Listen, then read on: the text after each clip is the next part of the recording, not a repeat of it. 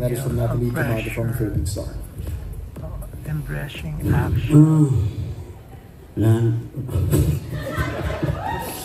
Hindi, ano lang, wala naman silang binibigay na pressure sa akin. So, wala rin naman akong nararamdaman na kaba o ano na kung ano dahil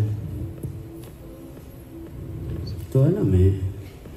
I'm just doing my best, you know. So, kung anong kalabasan nun, that's it, you know. Kung ano man, basta I'm doing my best and I'm proud sa mga nagagawa naming lahat. As a group, sa trailer pa lang, I'm excited. Parang excited na pakita rin sa airpod ko to.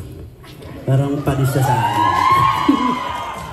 I like that answer. You know, it's a good answer because, like, you know, in something like this, you got to focus on yourself. You don't worry about anyone else. So focus on yourself. You are the one and only Gano Padilla, right?